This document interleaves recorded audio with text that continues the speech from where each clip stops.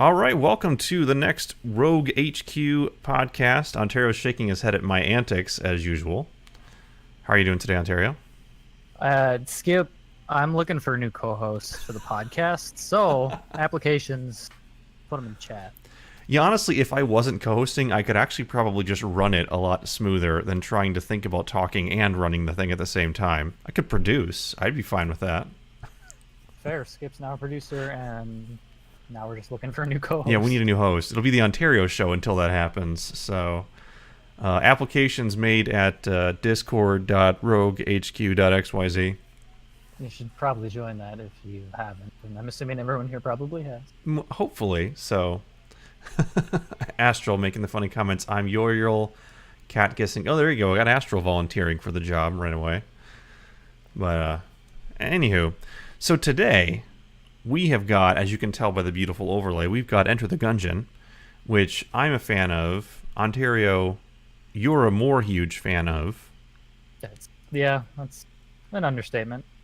Fair enough. I mean, do you really stream any other games than that? I'm trying to branch out into other stuff. It's my main game. It's what I've streamed the most of. So, I've done Darkest Dungeon and that kind of stuff on the side, and I'm hoping to do other stuff. But, yeah, Gungeon is so much fun. It's just fun to boot up for a run and move on to something different later in the stream. So, yeah, it's kind of my main thing. And I've played it, but I've got, I checked today so I would know, I've got less than 40 hours, like 38, 39 hours in the game. So I'm not very far into it. I actually just started playing it calendar-wise a couple months ago. But I'm such a variety guy that I've not really dedicated much time into it like I wish I had. Literally every single other game. I think so. The epitome of a variety gamer and streamer / short attention span guy, I think, is pretty much what it is. Yep. That's very fair. Yeah, but I'm excited to talk about it. I think it's an amazing, super fun game.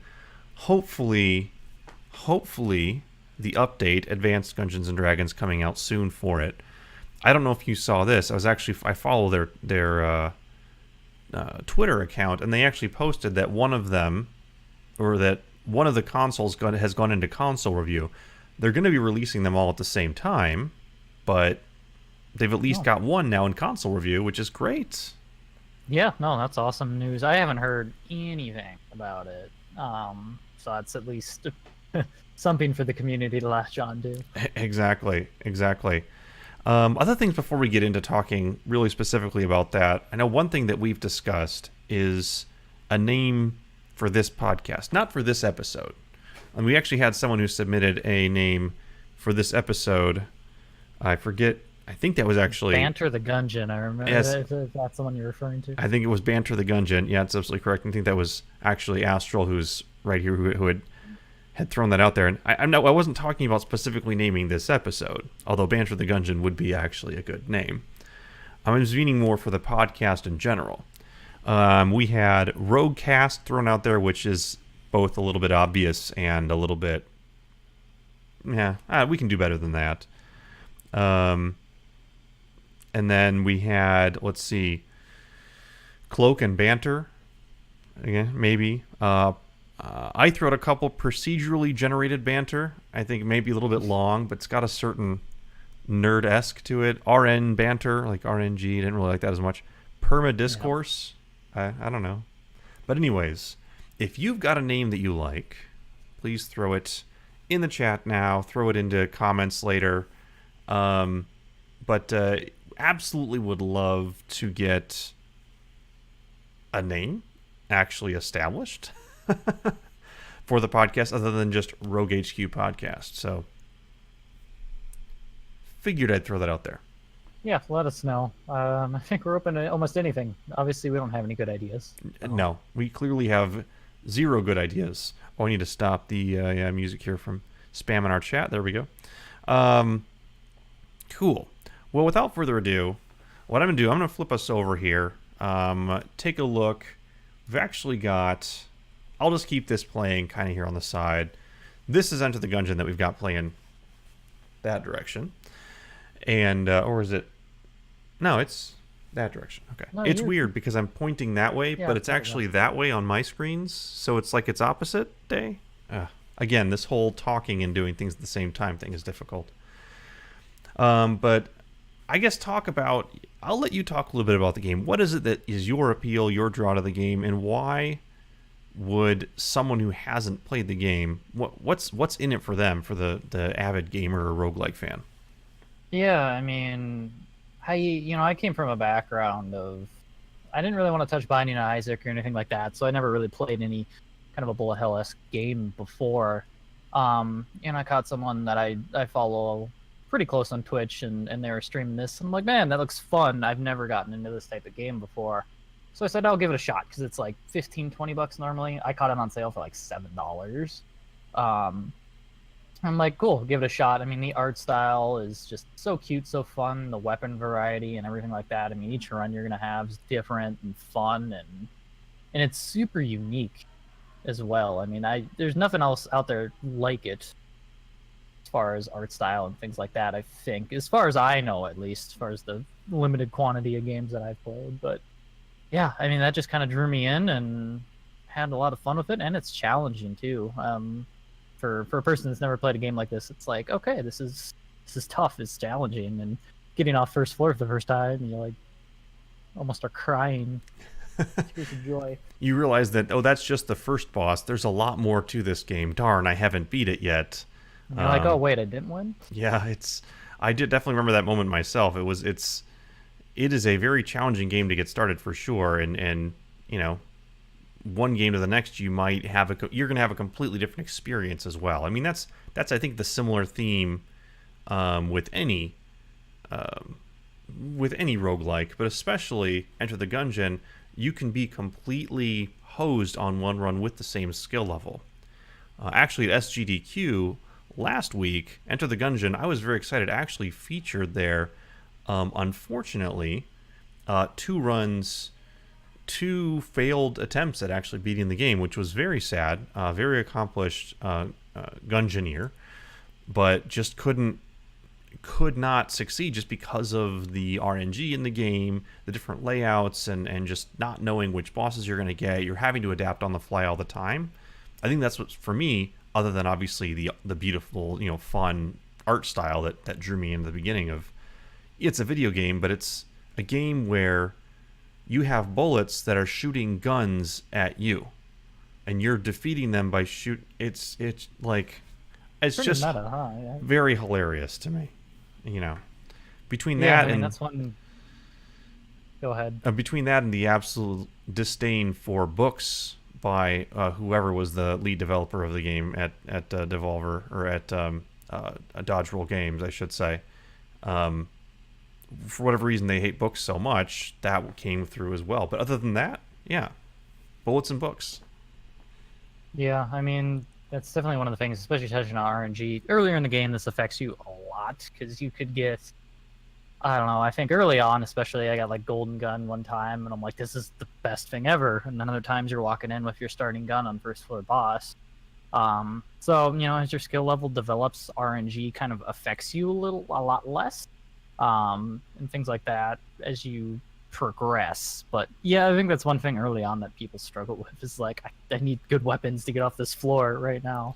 Yeah, I think the first time I made it off of floor 1, I got the crown weapon that you just hold the trigger and stuff flies everywhere. I just ran around the room in a circle and was like, yay, I did it, hooray for me. I need that gun to get off floor 1 from now on in the future, was the feeling. But since I think you were there when I got my first master round, so I mean, I was, I've progressed a bit, but I still can't get past the stinking wall. That thing's oh my gosh. It's something with Gungeon. I haven't felt like that with another game. Is like the more time I put in, just the consistently, I kept seeing myself do better, and I could just keep going and going, and I'm like, oh, I made it to this floor, and then I just see myself start consistently making it to that floor, and then working on learning the bosses for the next floor. It was so much fun, because it was like, hey, floor 3, floor 4, and then you get to floor 5, and you're like, oh, okay, well, this sucks. Yeah. And then keep learning and learning. That was something great about the game. For sure. It's definitely not a game where you're, unlike, we talked about Rogue Legacy or even Darkest Dungeon, which is the more that you play those games, yes, there's definitely some skill involved, but especially like Rogue Legacy, you could have put a lot of time into that game. You're progressing your character, and eventually, you can get to level 180 something and one shot kill most of the the bosses. It gets beyond the skill level. The time you're grinding in this game isn't really grinding, it's literally just upping your skill. Yes, you can unlock some other weapons, but they may not drop. You still need to be really good. You have to just have the skill level, know how to watch, know how to enter a room, etc. Yeah, I mean that's something I don't know of any other game that at least I've played that it does such a good job with. Is it's like, you know what? This is your skill level. Obviously, with different runs, you can get other things that maybe are going to make you better than you actually are, or do better than you actually would have without that. Mm-hmm. But yeah, it relies on your skill, and it does a really good job of allowing you to work on it and just get better each time. And that's something that's super awesome. And games nowadays, it doesn't have a leveling mechanic. It doesn't have any of that, or any microtransactions for whatever the heck, too, which is obviously great. Other than the microtransaction gun, that's different. Right. Some people will know what I'm talking about if you play. Exactly. And speaking of which, of people who continue to play well and get better, I'm very excited about our guest today, featured streamer graceN0TE, who was actually my introduction into the game Enter the Gungeon. I had actually had a friend of mine say, "Hey, have you ever played this game Enter the Gungeon? You should check it out. Seems like something you'd like." And I'm like, "Well, I've heard of it. I haven't really checked it out too much, but yeah, let's go see what it's about." I went on to Twitch, like, who's playing the game right now? And I saw this guy, graceN0TE, like, yeah, sure. Click, let's go in there. And I remember asking him the first question, like, "Hey, have you beaten the game? Where are you at? I just heard about the game. I want to know, like, where are we at?" And it kind of got this, well, actually, we're kind of on a, like, streak of I don't know how many, beaten the game a lot. And if you've ever seen graceN0TE, he has the uncanny ability, the parts of the game where I'm freaking out and going, ha, ha, ha, ha, he's calmly explaining something completely unrelated to what's going on in the room, and I don't know how he does that. But he's a great guy. He's very informative. If you ever want to learn this game, as you'll see, he's very personable, and he's always happy to explain the game to you. So, Chris, without further ado, graceN0TE, are you there? Can you hear me? I can hear you. Hello, guys. Hey, what's up? Let me get you pulled in here real quick to the actual stream. There we go. Welcome, welcome, everybody. I think that's. Oh, there it is. Okay. Hi. Hello, everyone. Yeah, the few second delay that I don't have here producing and talking at the same time. Again, the host slot's open if you're really interested, Chris. You could, take over for me.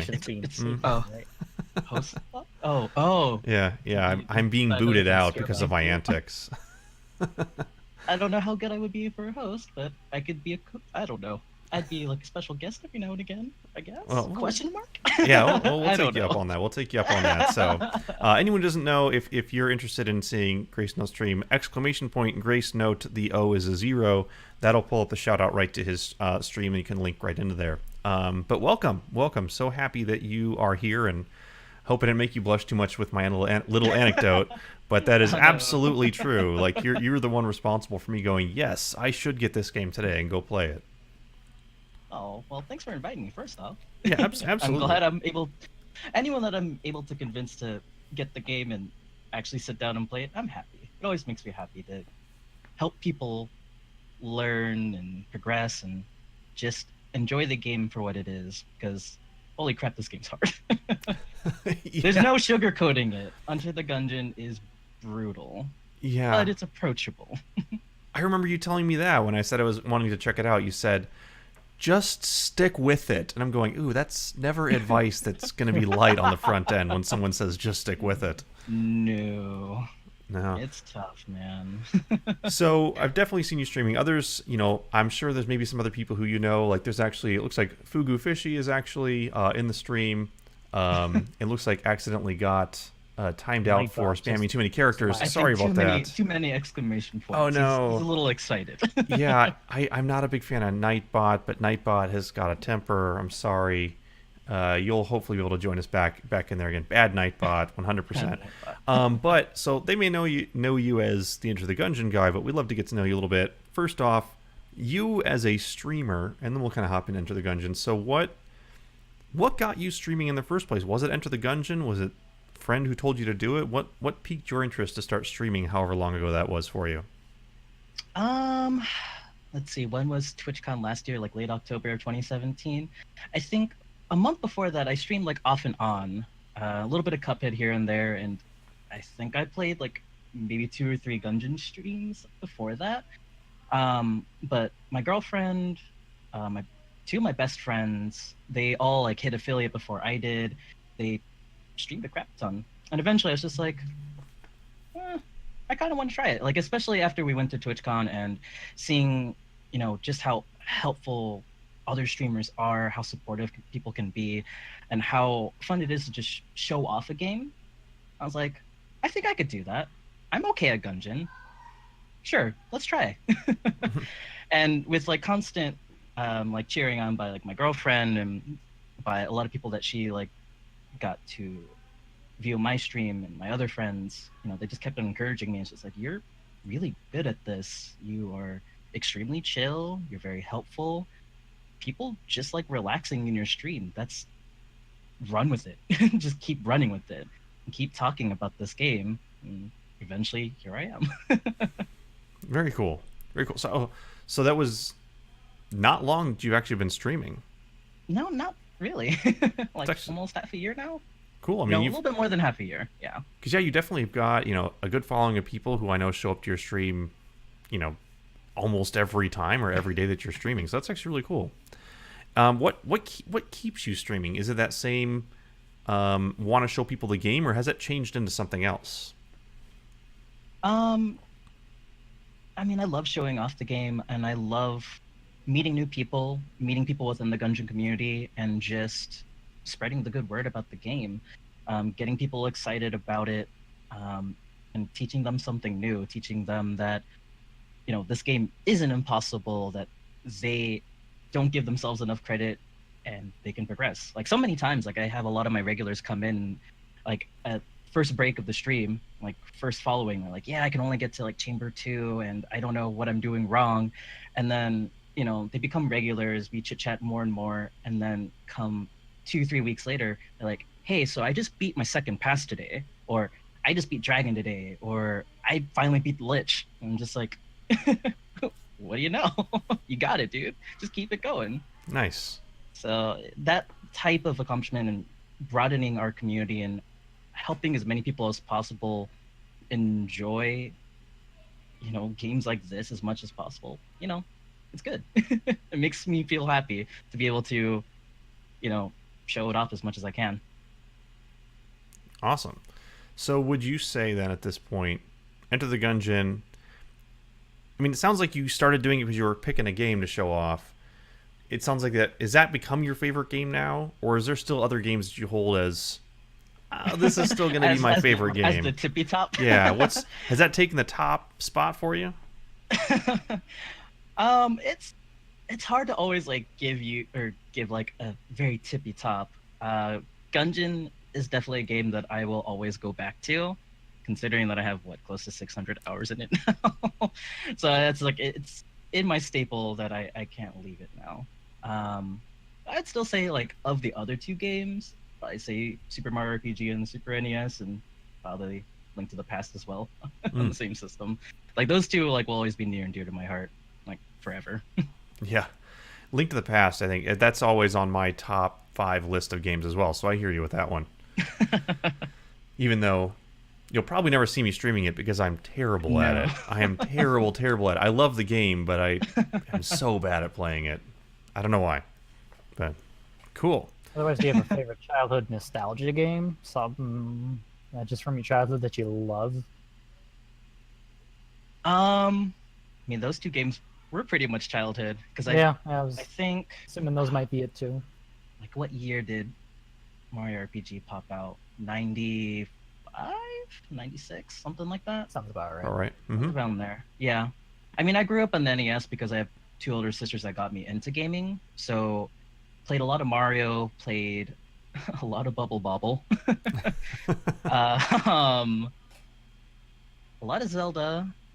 But yeah, like I didn't really get into like gaming like individually until the SNES came out. Like that was like my system because the NES was like kind of a hand me down between them. They were like my middle sister's 10 years older than me, and the other one's 14 years older than me. So huge generation gap. By the time like I got into the SNES, they were like far and beyond it. I was like, I want to keep going. I want to keep playing stuff. Mhm. So that's where I found like my identity in games at least.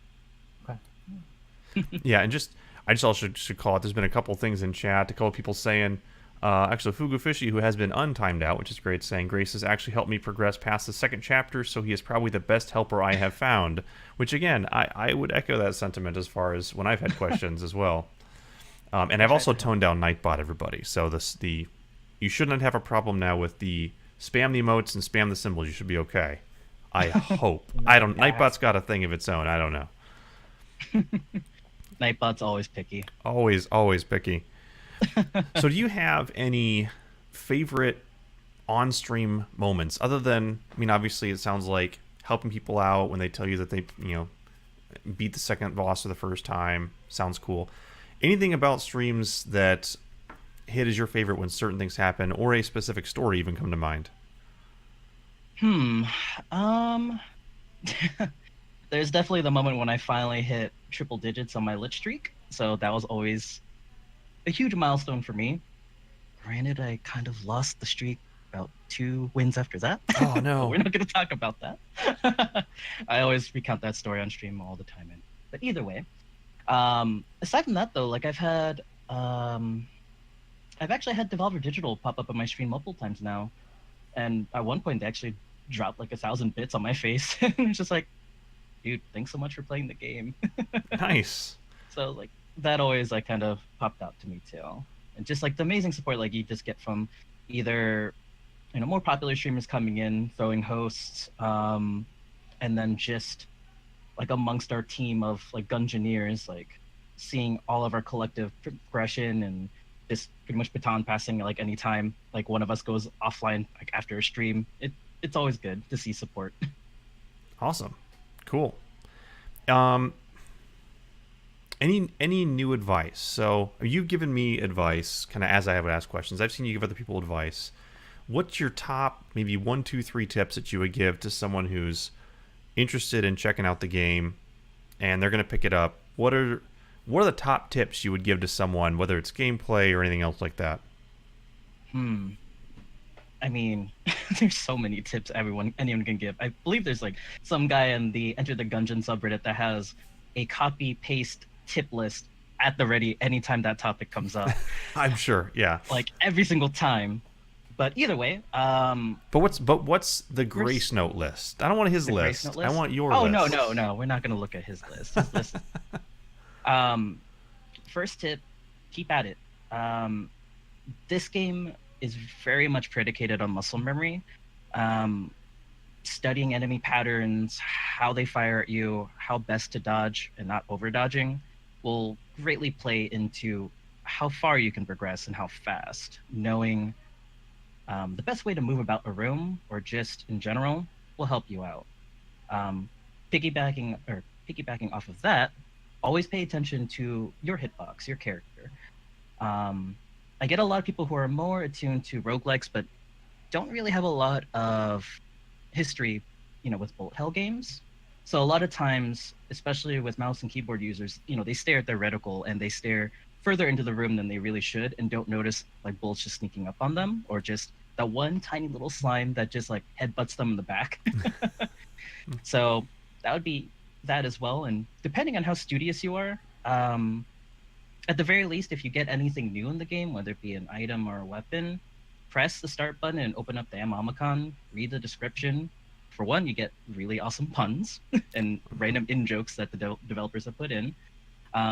It also gives you an idea of like what everything kind of does. And in case like you really want to go deep, read the wiki, study it. Like anytime you get something new, the wiki has a lot of information. Like 90% of like my knowledge has come from that, and just kind of breaking, just continue like looking it up and just dedicating it to memory. There are a lot of things that weapons and items can do that not a lot of people know for sure. Like will actually do once they get it. So being Cool. able to pick up any item and get an idea of when it's useful and when and where it should be used, that'll help you too. Awesome. Ontario, I mean, you being the more seasoned Gungeoneer, any maybe not so beginner questions you want to ask? Nah, I don't have anything. I think I put enough hours into the game to kind of understand everything at least. But it's the wiki is huge. That's what I use. I still use it. You still unlock stuff, and I'm still unlocking stuff too or whatnot. Understanding what each thing does, and some certain stuff can jive with other stuff, and it's kind of cool to know that. And you get funny stuff too because there's puns everywhere. Yeah. If you are not a fan of puns, you might want to reconsider because they happen nonstop. I mean, just enter the Gungeon being a pseudo pun in and of itself. Come on. Personally, I love it, so I'm good. And the fact that the update's name is Advanced Gungeons and Dragons, like they're huge D&D nerds too. Yes. Which is amazing. Absolutely 100%. 100%. Well, graceN0TE, I want to say thanks for stopping by. Thanks for talking some Gungeon with us. I know you've got a stream to actually kick off because you normally are live right about now. Roughly. So, roughly. But it's all good. It's all good. Yeah, so I want to say thank you for stopping by. I really appreciate it. We're going to let you bounce here, and then you can kick off your stream, and who knows, maybe we'll stop by at the end of our episode here. Not a problem. Thanks for having me on, guys. Yeah, take care now. Bye. Take care, guys.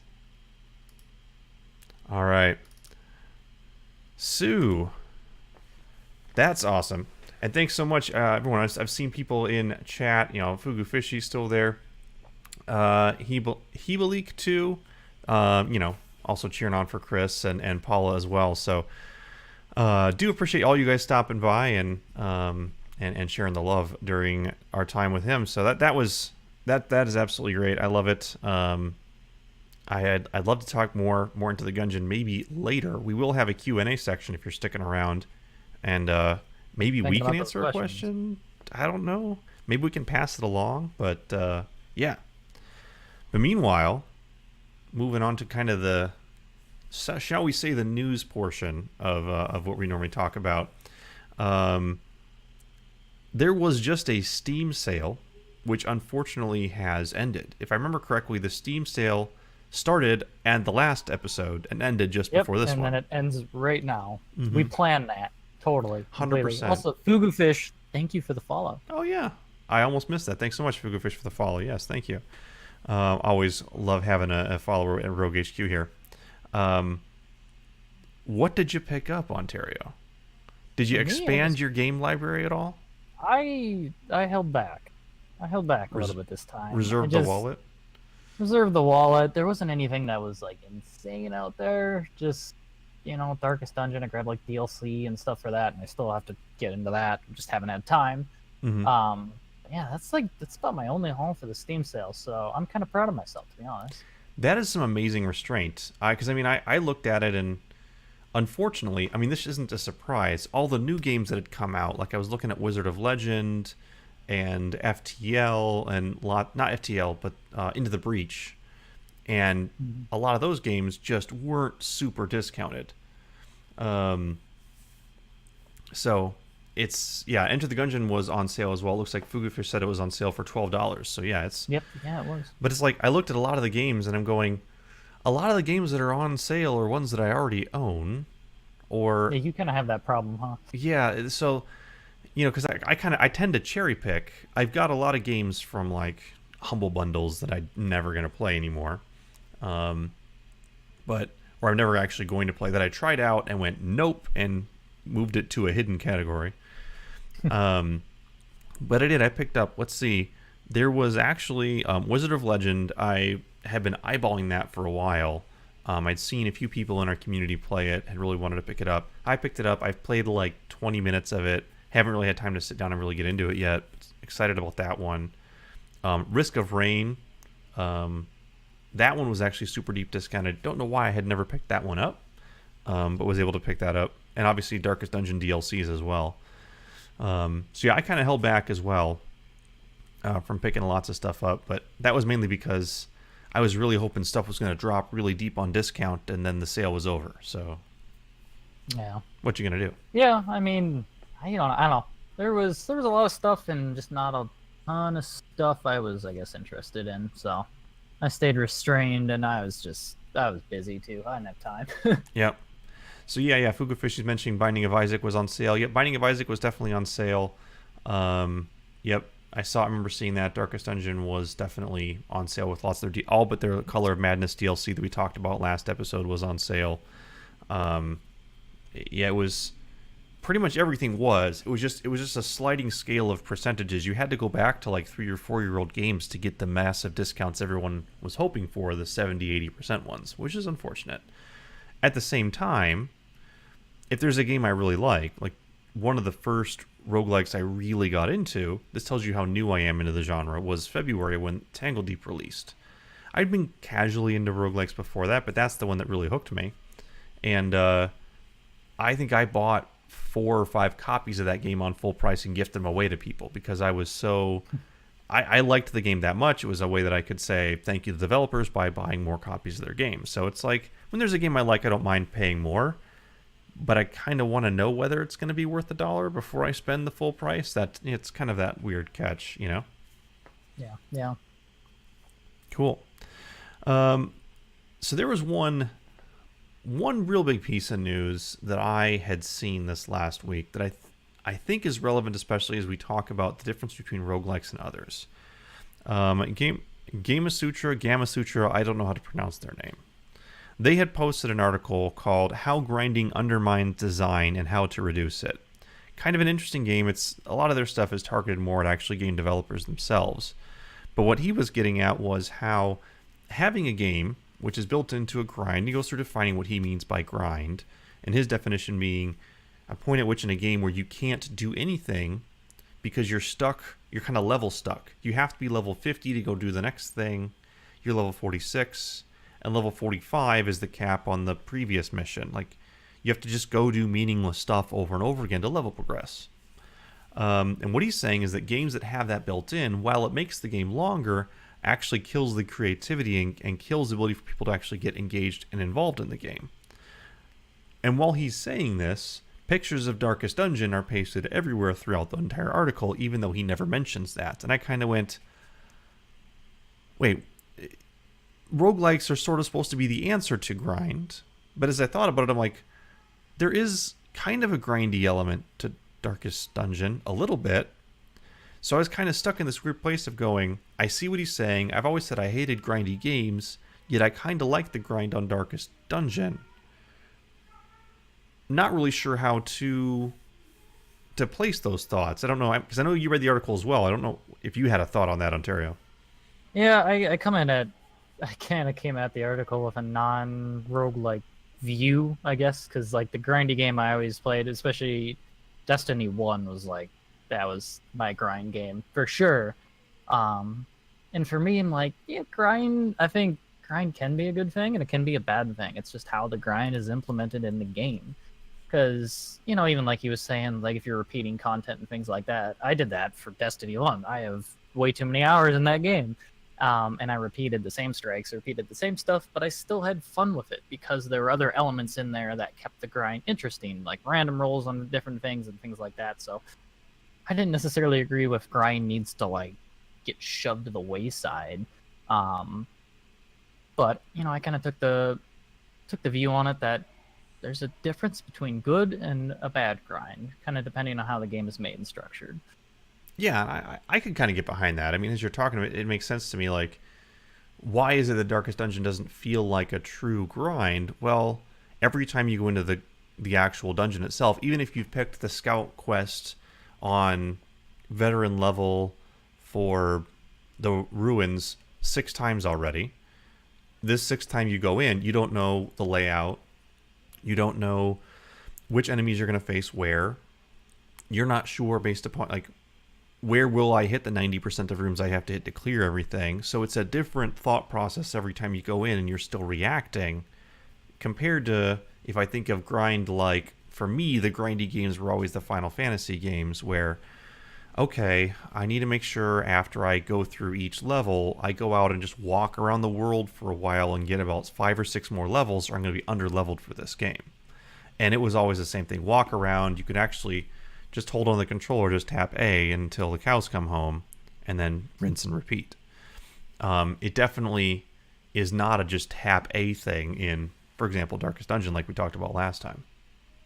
Yeah, I was kind of shocked when I was reading the article. I'm like, well, how did all these pictures of Darkest Dungeon on here? I'm like, what does this have to do with anything? You read through the article and it just never gets mentioned. So it was so weird, so strange. It was. I mean, they've had some interesting articles over time but I've never seen it where the pictures don't ever get mentioned. It was a very odd thing for sure.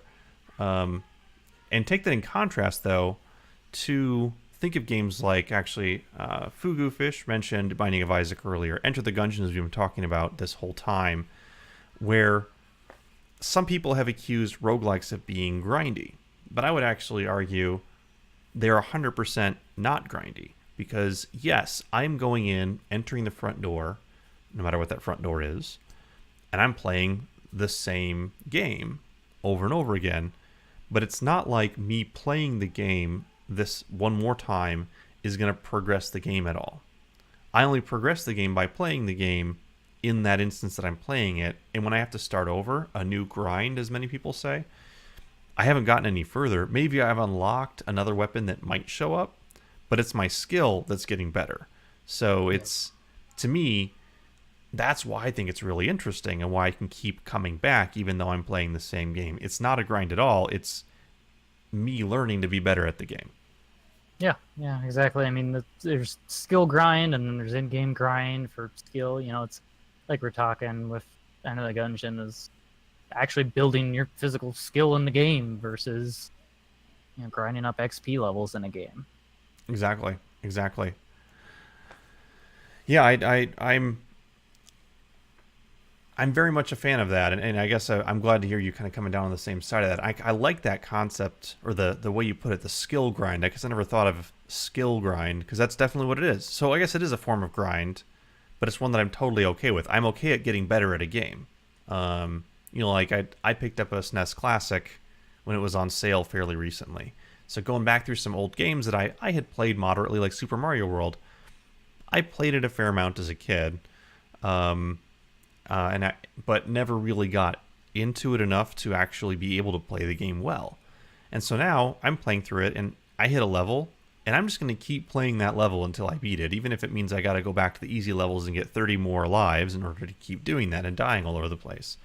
And that's the fun part, because to me, eventually I'm going to beat this level, and I'm going to now know how to beat it, and it's a skill buildup.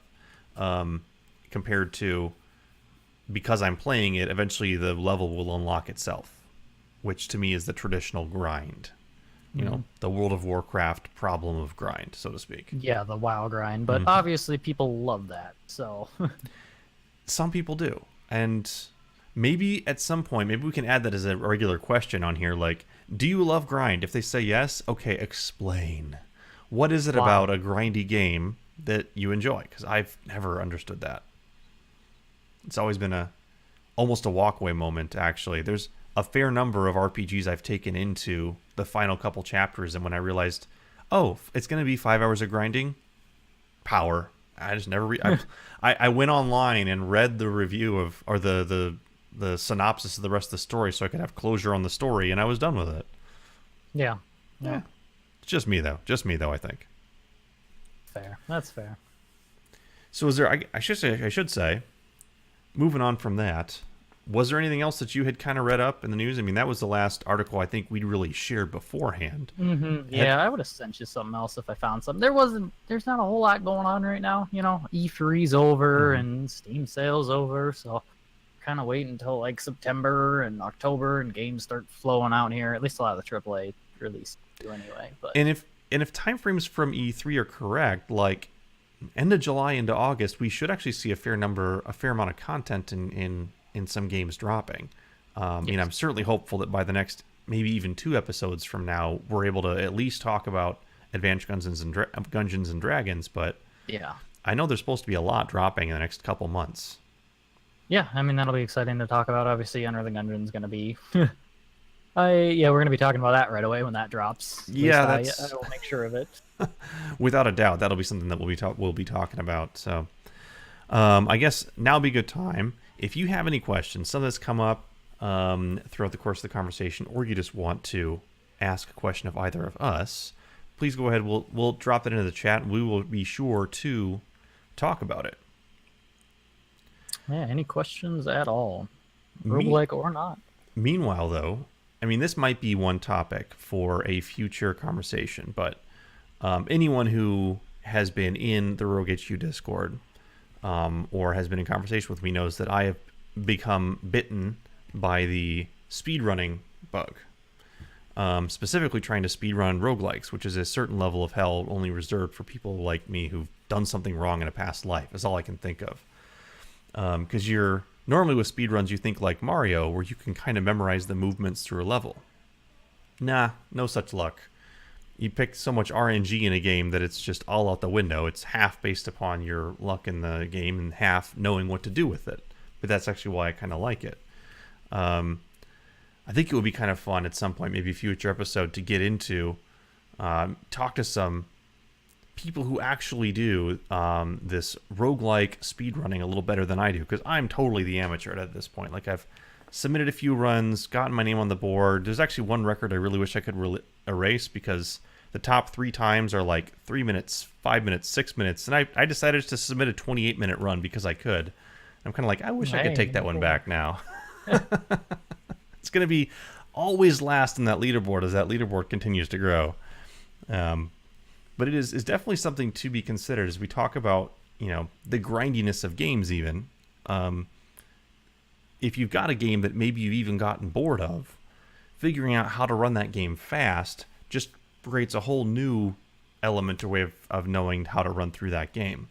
Like, as I'm now even going through games I haven't beaten yet, like Enter the Gungeon, I'm going, wonder what it would be like to try and actually speedrun this game. I'm not going to try it yet. I can't beat the game in slow mode.